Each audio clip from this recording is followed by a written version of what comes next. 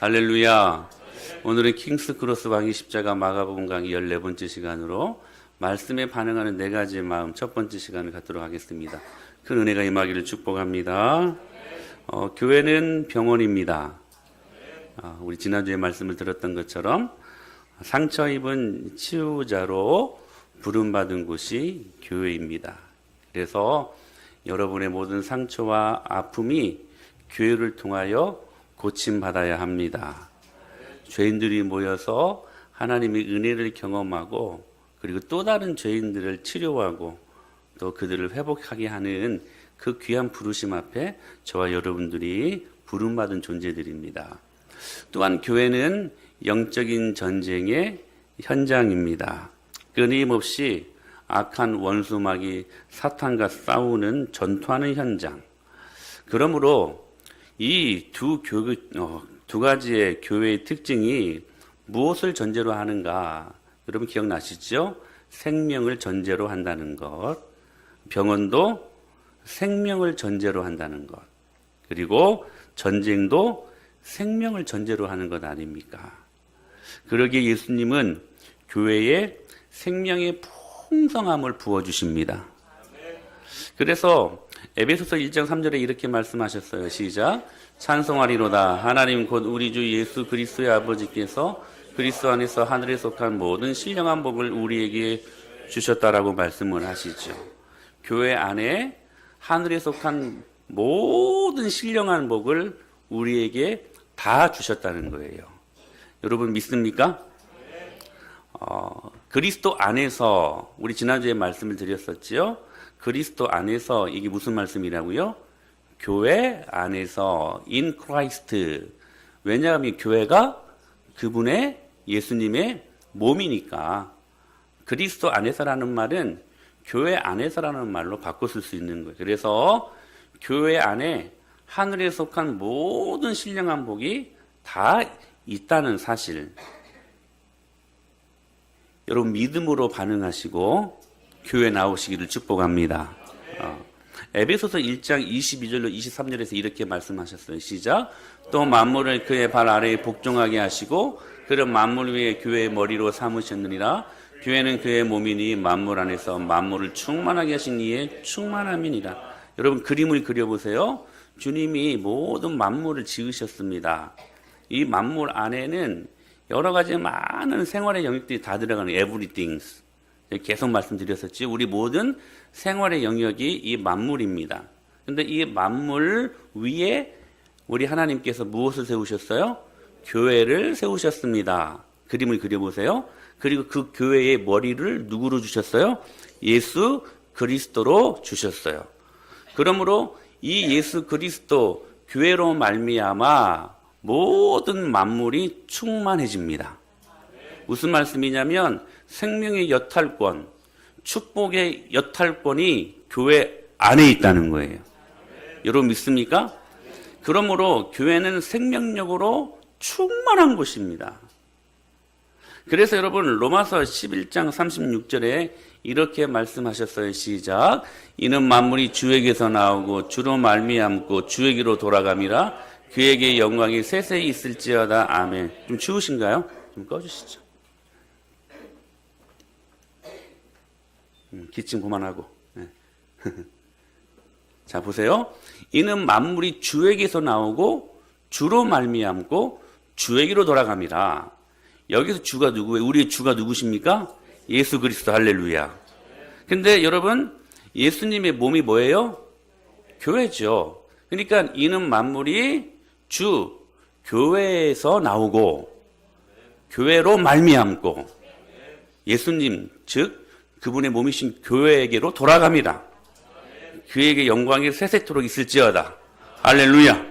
아멘이죠. 그러니까 교회는 근본적으로 모든 풍성한 생명력을 다 담고 있는 것입니다. 그냥 지나가다가 교회 간판이 있어서 교회 들어가서 그냥 예배 한번 드리고 마는 것이 아니라 교회 안에 다시 말씀드려요. 모든 생명의 여탈권, 축복의 여탈권이 교회 안에 다 들어있어요. 교회가 얼마나 중요한 곳인지 몰라요. 그런데 아주 중요한 게 있어요. 교회가 그냥 교회로서 생명력이 풍성함으로 존재하는 것이 아닙니다. 은혜마을교회라는 이름이 간판으로 붙어 있고 사람들이 몰려 있고 그리고 아울리치도 하고 성경 공부도 하고 예배도 하고 어떤 프로세스, 그러니까 진행되는 프로그램이 있다고 해서 교회로서 생명을 지니는 게 아니라는 거예요. 여러분, 굉장히 무서운 말씀인데요. 여러분, 주님이 주시는 생명력이 없어도요, 이 모든 프로그램은 교회 안에서 다 진행될 수 있습니다. 다 이루어질 수 있어요. 생명이 없어도. 그러니까 어떤 프로세스, 진행되는 프로그램이 있다고 해가지고 교회로서의 생명력을 지니는 것이 아니라는 것입니다. 그러면 왜 교회가 교회로서 그 위대한 생명력의 풍성함을 지니고 있는가? 무엇 때문인가? 왜 교회를 교회되게 하고 우리가 그렇게 미치도록 교회를 위하여 헌신하고 수고하는가? 무엇 때문인가? 여러분, 의외로 간단한 말씀입니다. 교회 안에 하나님의 말씀이 있기 때문에 그렇습니다. 여러분, 중세교회를 보십시오. 교회라는 이름은 있었지만 교회가 그 어떤 사회의 부패 집단보다 더 부패했고 더 타락했던 곳들이 여러분 중세의 교회였습니다. 특히 교황청은 탐욕의 소굴이었고 교황 무호서를 주장하며 교황이 하나님처럼 군림했던 시기였습니다. 성적으로 타락한 사제들이 주를 이루었고 그들에게서 난 사생아들이 그렇게 많았대요. 근데 그 사생아들에게 자기의 그 목회직을 세습하는 세습제도가 여러분 캐톨릭에서 일어난 것입니다. 사제들의 90% 이상이 문맹자들이었대요. 그러니까 무엇을 읽을 줄 몰라요? 말씀을 읽을 줄 모르죠. 말씀을 모르는 사제들이 그렇게 많았다는 거예요. 부패와 그러므로 향락에 비틀거리는 중세 교회, 분명히 교회라는 이름은 있었지만 음부의 권세를 여러분이 이기기는커녕 이 중세 교회는 오히려 음부의 권세가 마구 흔들어대는 교회가 되고 말았다는 사실입니다. 왜일까요? 무엇 때문일까요? 왜 그리스도의 몸된 교회가 이 모양이 되었을까? 여러분, 교회는요, 방금도 말씀드렸던 것처럼 천국 열쇠를 부여받은 곳입니다. 교회를 통하여 모든 생명이 다 흘러가게 만든 주님이 우리에게 허락하신 유일한 축복의 통로가 교회입니다. 근데 왜 이 교회가 이 모양, 이 꼴이 되어버렸을까? 이유는 단순합니다. 하나님의 말씀이 사라졌기 때문에 그렇습니다. 그래서 종교개혁자들이 첫 번째로 내건 슬로건이 뭐였냐면 바로 솔라 스크립투라라는 것이었습니다. 오직 성경으로. 오직 성경으로. 종교개혁자들이 바라본 교회의 타락을 하나님 말씀의 부재로 인식한 것입니다. 그래서 그들이 종교개혁을 일으킬 때에 첫 번째로 슬로건을 내건 것이 뭐였냐면 솔라 스크립투라라는 것이었습니다. 이뤄졌던 부재한 하나님의 말씀을 다시 회복하는 것이 있었다는 사실입니다. 그리고 이 종교개혁자들이 바라본 진짜 교회의 모습을 교회의 세 가지 표지로 봤어요. 첫째는 뭐였냐면 하나님의 말씀 선포. 두 번째는 정당한 성례의 실시. 여러분, 성례 안에는 딱 두 가지가 있죠. 뭡니까? 세례와 성찬이지요. 그리고 마지막에 권징입니다. 그러니까 종교개혁자들이 바라본 교회의 3대 표지, 이 세 가지가 있으면 교회다. 진실된 교회다. 그 첫 번째로 무엇을 꼽았냐면 하나님 말씀의 정당한 정직한 선포로 꼽았다는 사실이에요. 사랑하는 여러분, 우리는 히브리서 1장 3절 말씀을 기억해야 될 것입니다. 시작. 이는 하나님의 영광의 광채시요 그의 능력의 말씀으로 만물을 붙드시며 죄를 정결하게 하는 일을 하시고 높은 곳에 계신 지극히 크신 이의 우편에 앉으셨느니라 라고 말씀을 하시죠. 여러분, 만물을 붙드시며 즉 만물을 충만케 하신다는 말씀이 기록되어져 있죠. 만물을 붙드신다. 만물을. 자, 보세요. 하나님의 영광의 능력이 오늘 우리 가운데 임하였는데 그 하나님의 영광은 만물을 붙드시는 영광으로 나타납니다. 아멘입니까? 근데 여러분 보세요. 만물을 충만케 하시는 곳이 어디예요? 크게 교회지요, 교회. 그런데 그 교회를 교회되게 하는 것이 뭡니까? 능력의 말씀이라는 거예요. 여러분, 왜 우리가 교회 안에 들어와서 하나님의 영광을 경험하고 그분을 절대 신뢰할 수 있는, 여러분, 그 하나님의 통로가 무엇입니까? 능력의 말씀이라는 거예요. 여러분, 왜 제가 여러분 앞에 은혜마을교회 담임 목사로서, 목자로서 권위를 가질 수가 있습니까? 하나님의 말씀을 지니고 있기 때문에 그렇습니다. 그러므로 제가 하나님의 말씀을 가지고 여러분 앞에 목자로서 서 있는 한, 여러분은 제가 하는 말에 순종할 의무가 있습니다. 왜요? 제가 은혜마을교회 그 풍성한 생명력을 전달하기 위해 주님이 세워주신 그러한 말씀의 전달자이기 때문에 그렇습니다. 그러므로 교회는 끊임없이 하나님의 말씀이 선포되어야 합니다. 그 말씀이 그러므로 어떻게 성도들에게 들어가고 있는지를 이 여기 서 있는 목사와 그리고 그 말씀을 듣는 여러분이 어떻게 함께 이 말씀을 잘 받고 있는지, 그 말씀의 영향력을 받고 믿음 안에 살고 있는지, 여기에 대한 구체적인 그리고 아주 자세한 적용점이 우리 안에 필요하다는 사실입니다. 그런 의미에서 오늘 본문은 자, 하나님의 말씀이 교회를 교회되게 하는 거잖아요. 여러분 믿습니까? 이게 중요한 거예요. 말씀이 하나님의 교회를 교회되게 하는 거예요. 말씀 때문에 생명력도 충만한 것이고 모든 것이 말씀이 있기 때문에 교회가 존재하다는 사실이에요. 그렇다면 오늘 본문은 무엇을 말씀하시냐면 그 하나님의 능력의 말씀이 사람들에게 떨어질 때 그 말씀을 받는 네 가지 마음의 밭을 지금 씨 뿌리는 비유로 말씀하고 계신다는 거예요. 그래서 오늘 이 말씀을 들으면서 이 하나님의 능력의 말씀이 오늘 또 여기 떨어지잖아요. 지금 저 입술을 통해서 떨어지잖아요.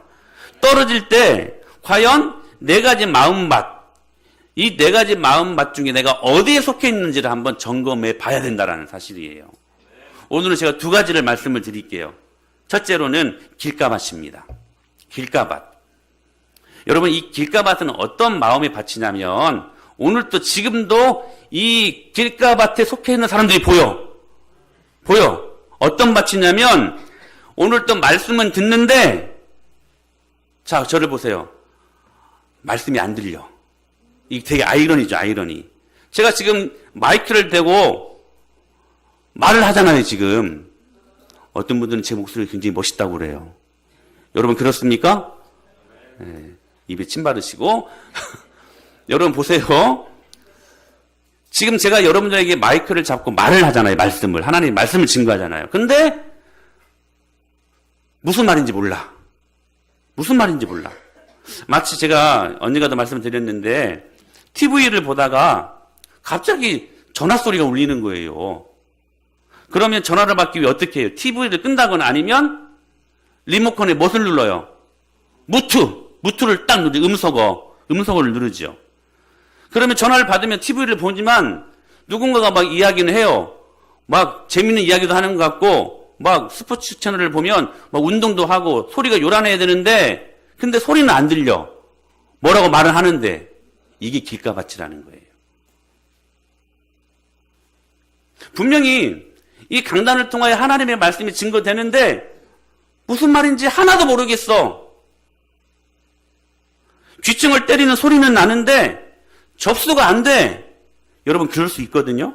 그런데 여기에 대해서 예수님이 뭐라고 말씀하시냐면 이 이유를 자, 이 순간에도 다 지금 들어온 사람 보잖아. 여러분 집중하세요. 다른 사람 보지 말고. 그럼 들어오신 분들 미안하잖아요.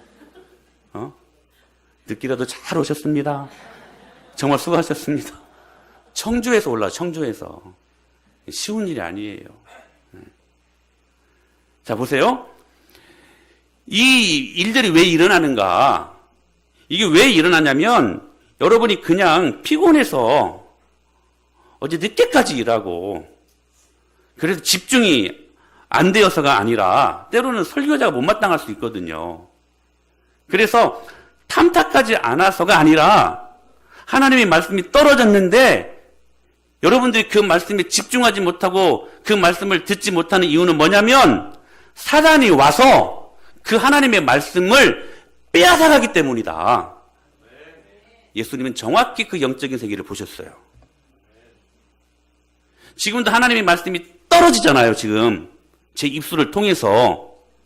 근데 그 떨어졌을 때에 그들의 귀에 들어가고 마음을 울릴 때에 그 가공할 만한 위력을 알거든요. 사단이. 그러니까 그 일들이 일어나기 전에 중간에 인터셉트 해가는 거야. 와서 낼름낼름 다가와가지고 그 말씀을 빼앗아가 버리는 거예요. 이것은 여러분 은유적인 시적인 표현이 절대로 아닙니다. 다시 한번 읽어볼까요? 시작.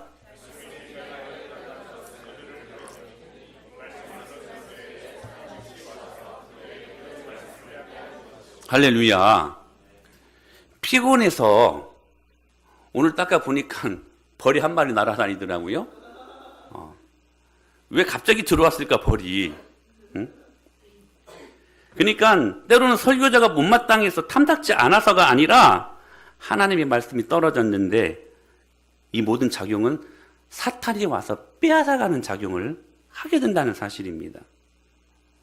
사단이 와서 하나님의 말씀을 도덕질하게 한다는 거예요. 여러분이 오늘 예배를 드릴 때에도 말씀의 씨앗이 떨어져서 열매 맺지 못하도록 빼앗아가는 악한 영의 역사가 지금 이 자리에서도 일어날 수 있다는 사실이에요. 제가 그래서 여러분 영적인 전쟁의 한복판에 뭐라고 말씀드렸어요? 주일 예배에 있다. 예배에 있다. 사단이 여러분들에게 모든 잡념과 세상에 가득 찬 생각을 주입하여 더 이상 말씀이 파고 들어가지 못하게 만들어버리는 거예요. 그러니까 애써서 이 자리에 나왔지만 은혜는 못 받게. 여러분 교회에 나오고 은혜 받지 못하면 뭐 돼요? 제가 계속 말씀드리잖아. 종교인 됩니다. 종교인. 은혜 받아야 돼요. 은혜 받아야 살아요. 할렐루야. 근데 교회는 나오게 해요. 근데 은혜는 받지 못하게 해요. 그래가지고요. 실상은 그리스도인도 아닌데 천국 가는 것처럼 만들어버리는 거예요. 눈 떠보면 천국 못 갈 사람들 많아요. 종교인 되면 안 됩니다. 말씀에 은혜 받아야 돼요. 은혜 받아야 돼요. C.S. 루이스라는 유명한 번진가가 그 스크루테이프라는 편지라는 책에서 아주 재미있는 이야기를 해요. 삼촌 악마가 조카 악마에게 예수 믿는 사람 잡아뜨리는 방법을 풍자적으로 이야기를 합니다. 그 중에 하나가 뭐냐면 말씀의 능력이 이 사단이 얼마나 큰가를 악마들이 알고 있기 때문에 여러분 말씀의 능력이 얼마나 위대하고 큰가라는 것을 악한 원수마귀 사단은 압니다. 정작 우리들이 알아야 되는데 우리들보다 더 잘 알아요. 그래서 말씀의 능력이 얼마나 큰가를 악마들이 알고 있기 때문에 말씀이 떨어질 때 낼름낼름 그 말씀이 떨어질 때 그 말씀을 가르치는 방법으로 참 신기해요. 잠 올 시간도 아닌데 잠 오게 만들어버려요. 하품 나올 시간도 아닌데 하품 나와요. 자꾸 딴 생각이 들게 해요. 한 시간 40, 50분 설교를 한다고 하면 40분은 잘 듣게 하다가 정말로 중요한 말씀이 선포될 때 잠깐 딴 생각하고 잠깐 멍하게 다른 데를 보게 하다 그 말씀을 놓쳐버리게 한다는 사실이에요. 이 모든 것이 누가 하는 거다? 사탄이 하는 거라는 거예요. 이거 제가 드리는 말씀 아니에요. 예수님이 지금 이 네 가지 밭 비유로 분명하게 하시는 말씀이잖아요. 그래서 잠깐 재미있는 이야기 할 때는 이 스위치가 켜지는데 다시 본문으로 들어가면 또 스위치가 금방 꺼져버려. 사랑하는 여러분, 이 사람들은 두 가지를 가지고 옵니다. 두 가지. 먼저는 전제예요, 전제. 마음을 여러분들이 이 자리에 나와서 은혜 받으려면 여러분의 세상을 사랑했던 그런 모든 마음들을 다 비우고, 염려도 비우고, 근심도 비우고, 세상의 탐욕스러운 마음도 비우고, 여러분 그 빈 마음으로 나와야 되는데 그 빈 마음으로 나오지 못하고 마음의 그릇에 자기가 가지고 있는 전제, 즉 자기 고집, 자기 주장, 자기 생각을 담아오기 때문에 말씀을 담을 여유가 그 마음속에 없는 거예요. 또 한 가지, 이 사람들은 전제, 즉 자기 바운더리를 칩니다.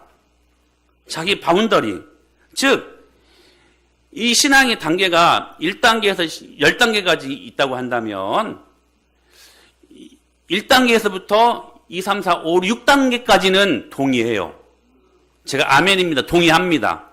근데 여러분, 성경은, 예수님은 저와 여러분들에게 7, 8, 9, 10 목숨까지 요구하는 단계까지 임할 때가 있거든요. 근데 7단계부터는 동의가 안 되는 거야. 내 바운더리, 내 경계선을 6단계까지 딱 치고, 자, 지금도, 자, 길가밭에 속하지 마세요. 자, 저를 보세요. 그러니까 1단계에서 6단계까지는 동의가 돼요. 근데 7단계부터 아무리 성령님의 강력한 은혜가 임해도 바운더리를 쳐버리는 거야. 더 이상 저는 여기까지입니다. 아무리 요구하셔도 저는 여기까지입니다. 전 됐습니다. 정확히 누구예요, 여러분? 종교인들입니다. 또 한 가지, 이 사람이 갖고 있는 것들은 뭐냐면 선입관입니다. 편견. 여러분, 개 중에 가장 무서운 게가 뭐예요? 편견. 여러분, 편견을 가지고 나오시면 절대로 말씀을 받을 수가 없습니다. 이게 목회자의 참 평생 지고 그렇게 끝까지 가야 될 부담이기도 해요. 왜냐하면 목회자가 여러분에게 전제와 편견을 주는 대상이 되면 안 되니까. 목사님 설교 오늘 뭐 빤하지 뭐. 오늘 이런 네 가지 밥 비우는 우리 여러분 어렸을 때부터 배웠던 말씀 아닙니까? 오늘같이 유명한 말씀은 먼저 우리가 말씀 듣기도 전에 서론, 본론, 결론을 다 내버려요. 그리고 말씀을 평가해버리고 안 들으려고 그래요. 그래서 마음을 닫아버립니다. 이것이 정확히 사탄이 하나님의 말씀을 가로채는 길가밭 마음이라는 거예요. 여러분 어떻습니까? 여러분 어떻습니까? 혹시 길가밭은 아니었습니까? 하나님의 능력의 말씀을 신뢰하십시오. 그리고 그 말씀을 받기 위하여 한 톨도 땅에 그 말씀이 떨어지지 않게 하기 위하여 그 말씀이 내 안에 들어와 30배, 60배, 100배의 것들로 열매 맺게 하기 위하여 말씀을 여러분 깊이 받으십시오. 두 번째가 바로 그거예요. 돌짝밭 마음입니다. 우리 16절 말씀 같이 한번 읽어볼까요? 시작.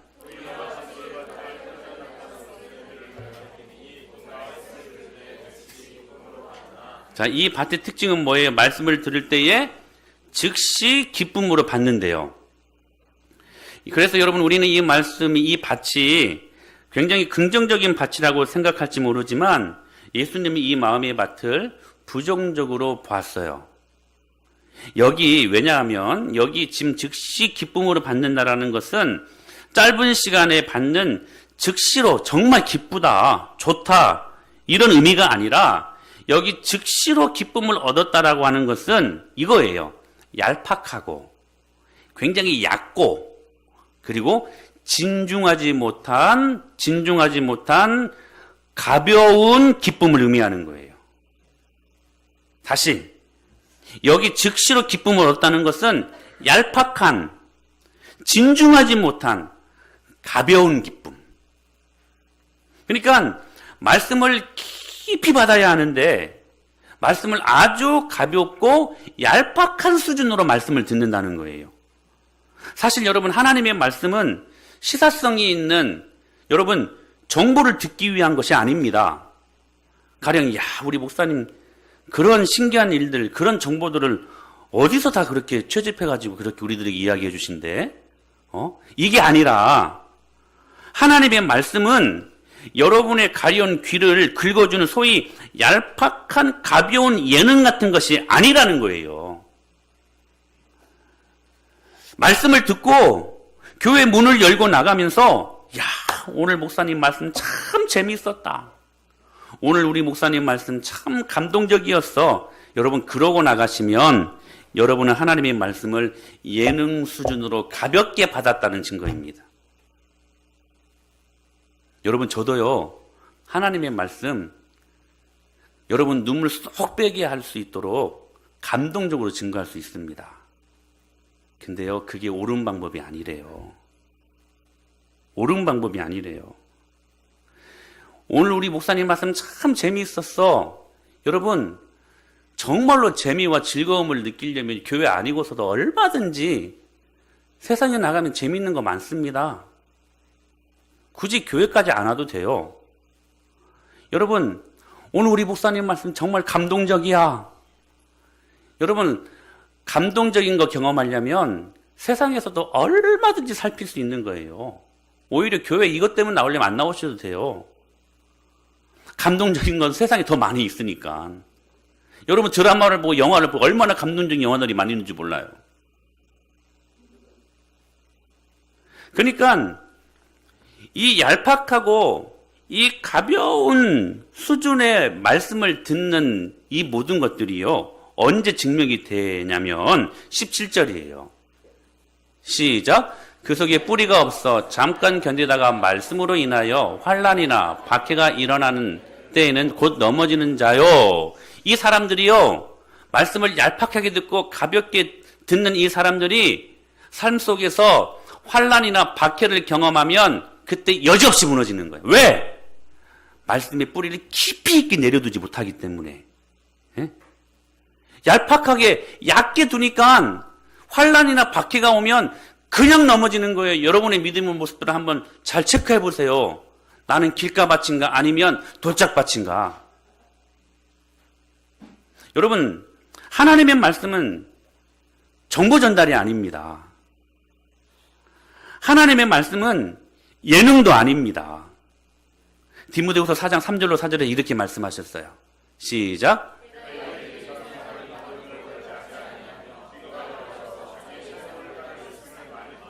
또 그 귀를 진리에서 돌이켜 허탄한 이야기를 따르니. 여러분 이 말씀이 무슨 말씀이냐면 때가 이르르니 말세지 말에 사람들은 어떤 특징을 갖게 되냐면 바른 교훈을 받지 않게 된다는 거예요. 죄를 지적하고 그리고 주님이 오늘 우리에게 생명을 요구하기까지 복음을 제대로 증거할 때에 여러분 말세지 말에 이르는 사람들에게 임하는 가장 큰 특징이 뭐냐면 그러한 고지곳대로 복음의 원석과 같은 능력의 말씀을 받기 싫어한다는 사실이에요. 그래서 이 사람들의 특징은 뭐냐면 계속해서 귀가 가려워요. 근데 그 귀를 시원하게 해줄 수 있는 사역을 따를 스승을 많이 두게 된다는 사실입니다. 또 그 귀를 진리에서 돌이켜 허탄한 이야기, 교회 나왔지만 복음의 말씀보다는 재미있고 유익하고 내가 살아갈 때 필요한 어떤 정보, 전달 이런 것만 좋아하는 교회 오늘 또 예배를 드리고 주님 말씀 앞에 생명을 다하는 결단을 가지고 그 복음의 능력으로 한 주간을 살아가야 될 결단은커녕 오히려 그냥 자기 만족에 이르게 되는 이 말씀을 유진 피터슨이라는 이 목사님이 메시지 성경으로 이 말씀 이렇게 번역을 했어요. 그대는 사람들이 건전한 가르침을 싫어하고 그때는 영적 불량식품, 즉 자신들의 기호에 맞는 변덕스러운 의견으로 배를 채우려고 할 때가 온다는 것을 알게 될 것입니다. 건전한 가르침, 복음을 싫어하게 된다는 거예요. 그리고 영적인 불량식품이래요, 이 말을. 즉 이걸 무엇으로 정의하고 있냐면 자신들의 기호에 맞는 변덕스러운 의견으로 배를 채우려고 한다는 거예요. 자기가 듣고 싶은 말씀만, 축복이나 바라고, 긍정적인 평가를 바라고, 위로를 바라고, 도덕적인 수준에서, 윤리적인 수준에서 머무는 말씀을 들으면서 야, 오늘 말씀 참 좋네. 스스로 자기 위로하는, 그래서 자기 편에서 이 기준에 엇나가면 설교 신뢰, 좋네, 만에 이렇게 평가해버리는. 사랑하는 여러분, 말씀을 들을 때 우리는 항상 경험해야 될 게 뭐냐면 그 말씀을 통해 우리의 죄를 들춰내시는 성령님의 역사하심을 볼 수 있어야 합니다. 우리 영혼의 거울인 성경 말씀이 우리 내면을 비춰볼 때 우리는 우리 자신에 대해 우리가 얼마나 형편없는 존재인가를 깨달아야 된다는 사실이에요. 정말로 말씀을 제대로 보고 제대로 듣는 사람들은 말씀을 듣고, 이거 정말 중요한 말씀이에요, 평안함을 얻기보다 우리들의 마음이 불편해야 돼. 여러분, 이렇게 설교하는 사람들 없을 거리 아마? 이렇게 여러분 말씀 전하는 목사 없을 거리 아예 없지는 않아. 근데 흔치 않을 거예요. 근데 이게 정답이에요. 무슨 말씀이냐면, 여러분, 우리들이 하나님의 말씀을 보고 들을 때에 우리들의 마음이 불편해야 된다라는 거예요. 왜? 영혼의 거울인 말씀을 볼 때, 그 거룩하신 하나님을 만날 때, 그 비춰진, 거룩하심에 비춰진 내 모습을 살펴보니까 너무 더러운 거예요. 너무 추악한 거예요. 아, 이렇게 더러운 죄인이었던가, 내가. 말씀을 들을 때 그러므로 여러분, 우리는 우리 자신에게 절망해야 돼요. 우리는 말씀을 들을 때 그러므로 여러분 슬퍼해야 돼요. 무슨 슬픔일까요? 내가 지은 죄에 대한 슬픔. 세상과 타협하며 하나님 없는 사람들처럼 살았던 그 죄의 모습.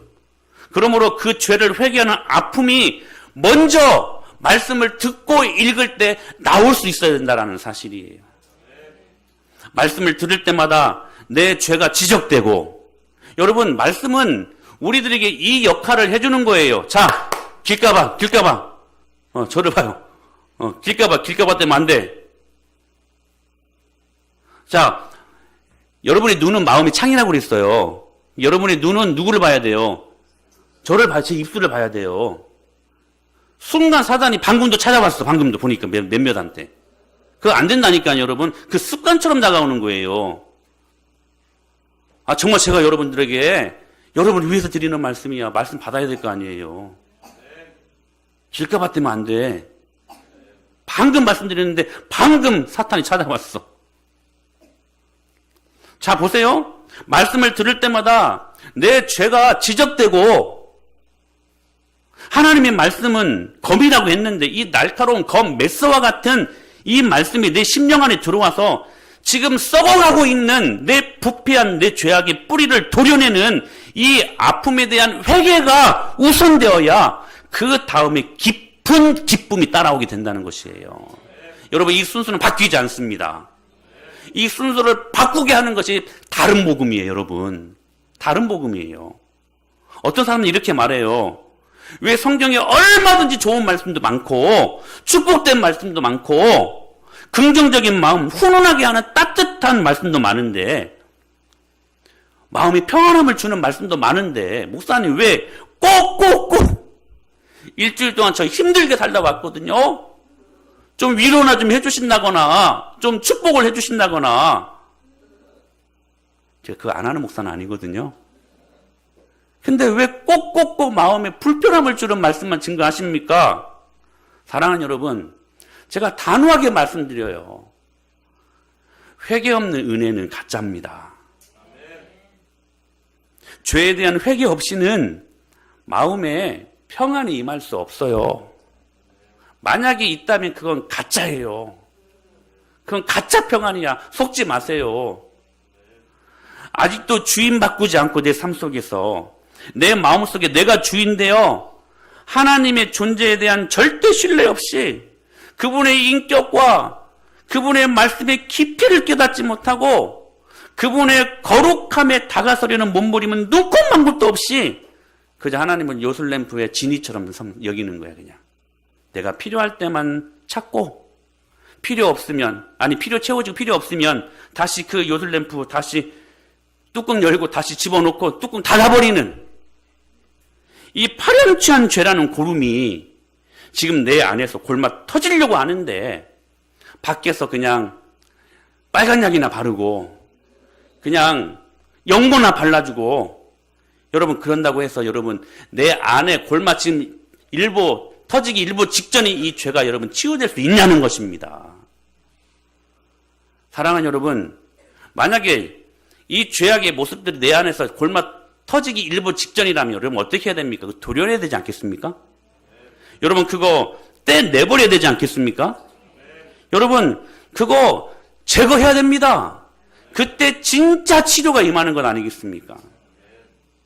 그런데요, 이스라엘 백성들을 지도했던 거짓 선지자들이 이런 특징을 갖고 있었어요. 터치.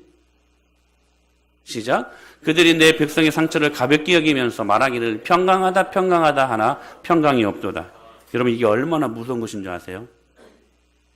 여러분들에게 축복만 이야기하고 긍정적인 힘만 이야기하는 그런 여러분 목회자 기대하지 마십시오. 이스라엘의 거짓 선지자들의 특징이 뭐였냐면 백성들에게 항상 좋은 말만 했어요. 평강하다, 평강하다. 여러분, 이스라엘 백성들에게 있어서 평강이라는 개념은 굉장히 중요한 개념이거든요. 그래서 그들은 여러분 인사할 때도 여호와 샬롬, 샬롬으로 인사했거든요. 그들이 최고로 좋아하는 게 평강이었어요. 오늘 우리가 최고 좋아하는 게 뭐예요? 복. 그런 개념이었어요. 괜찮아. 너 그 정도면 됐어. 할 수 있어. 하면 돼. 여러분 이렇게 말한 이유가 뭐래요? 그들이 내 백성의 상처를 가볍게 여겼기 때문이다. 실상은 지금 그들이 죽어가고 있는데, 죄로 인해 총각을 다투고 있는데, 그 안에서 죄의 고름이 골마 터지기 일보 직전인데, 근데도 괜찮아. 너 할 수 있어. 평강. 네 마음속에 평강이 임하기를 원해. 목자들의 문제였어요. 사실 이게 목회자들에게서는 끝까지 다투어야 될 싸움인 것 같아요. 작은 교회를 섬기지만 저는 신앙의 목회자의 양심을 거스를 수가 없어서 저는 이것과 싸웁니다. 여러분 반응이 어떻게 나타나는 거 알아요. 여러분들에게 축복할 때하고 여러분들에게 회개를 선포할 때하고 반응은 확연하게 드러납니다. 그런데도 지금 죽어가고 있는 여러분 영혼 안에 아직도 주인이 바뀌지 않고 종교인 되어 가고 있는 여러분들의 모습들을 보면서 마냥 축복할 수는 없어요.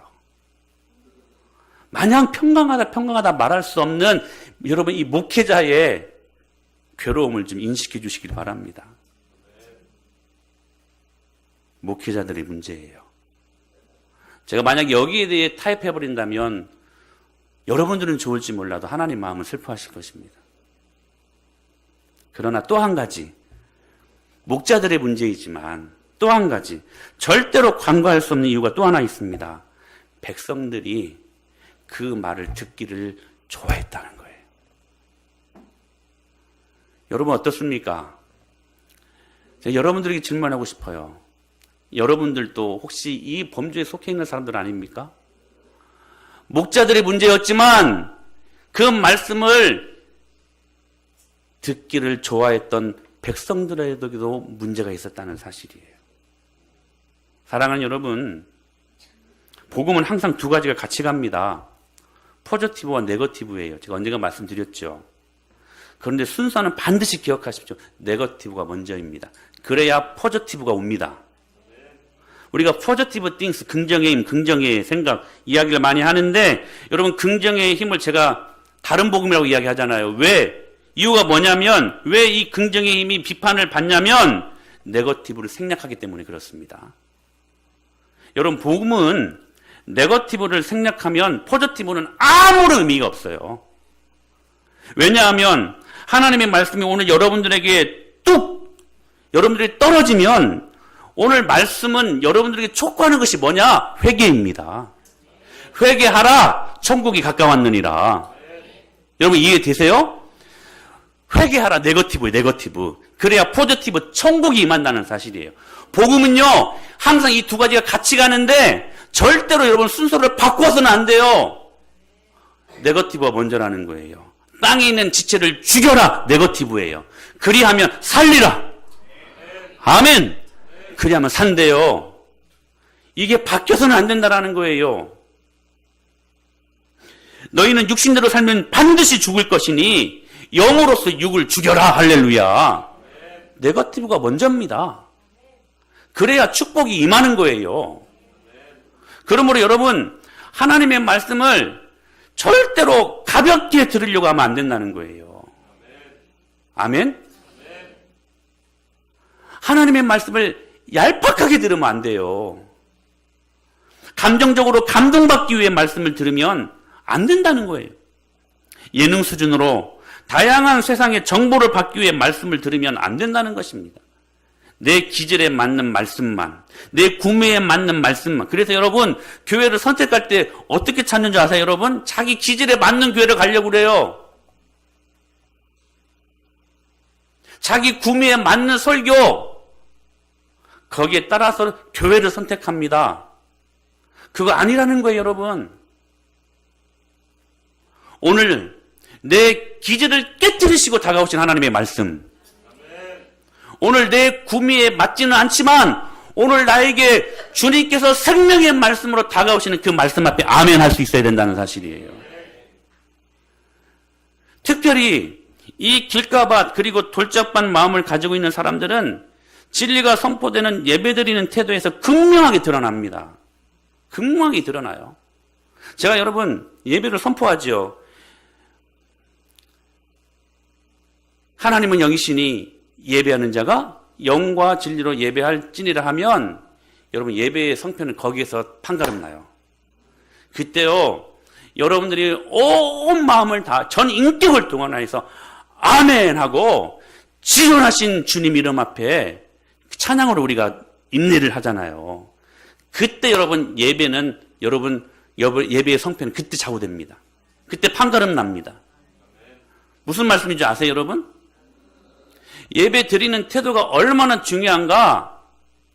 특별히 길가 돌짝밭 마음을 가지고 있는 사람들이 예배 드리는 태도에서 그들의 모습이 나타난다는 사실이에요. 사랑하는 여러분, 전 인격을 동원하여서 주님을 찬양하십시오. 주님께 기도하십시오. 주님의 말씀을 전 인격을 동원하여 마음을 활짝 열고 그 말씀을 받으시기를 축원합니다. 그러므로 여러분이 생각하는 예배드리는 태도는 즉 하나님을 향한 태도입니다. 무슨 말이냐면 예배 시간이 지루하고 실증나면 여러분 자신의 영혼이 하나님을 지겨워하는 것이라는 거예요. 이해되세요 여러분? 예배 나오기 싫어하면 여러분들은 하나님 배웁기를 싫어하는 거라는 거예요. 여러분의 진리가 선포되는 예배드리는 태도에 따라서 하나님에 대한 태도가 결정난다라는 거예요. 예배 시간에 하나님께서 말씀을 통해 여러분들 향해 권고하시는 진리에 대해 반항하는 마음이 만약에 들고 있다면 하나님께 반항하는 마음이 여러분 안에 있다는 사실입니다. 그러므로 하나님의 말씀, 진리가 선포되는 예배를 드리는 태도는 아주 심각한 문제입니다. 청교도 신학자였던 조지 슈윈들이라는 목사님이 이렇게 말을 해요. 몸은 예배에 나와 있지만 졸고 있고 딴 생각하는 사람들을 향하여 영혼은 집의 침상에서 뒹굴고 있는 것이다. 이게 여러분 의역해서 뒹굴고 있다라고 표현한 것이지 직역하면 진짜 여러분 좀 격해요. 영혼은 집의 침상에서 나자빠져 뒹굴고 있는 것이 그런 표현이에요. 여러분 이 표현이. 그래서 여러분 청교도들은 예배 시간에 조는 사람들을 깨우는 예배위원이 있었다고 합니다. 딴 생각하는 사람들을 다시 깨우는 예배위원들이 따로 세워졌었대요. 사랑하는 여러분, 우리 중에는 흔치 않아요. 우리 중에는 예배를 드리며 어쩌다 한번 조는 것, 연약한 육체를 가지고 있는 인간이기 때문에 그럴 수 있습니다. 근데요, 습관적으로 계속 조는 것은 그 영혼이 심각한 중병에 걸려 있다는 것을 여러분들은 생각해야 됩니다. 한두 번 예배 시간에 늦을 수 있어요. 근데 그게 반복이 되다 보면 그 영혼 역시 심각한 중병에 걸려 있다는 사실들을 아셔야 된다는 것입니다. 우리 조금만 생각해 보면 이걸 알 수 있지 않습니까? 가령 영화를 보러 갈 때 여러분의 태도는 어떠합니까? 엘리베이터에 수많은 사람들이 영화를 보기 위해 30분 전부터 야단입니다. 늦으면 안 된다고.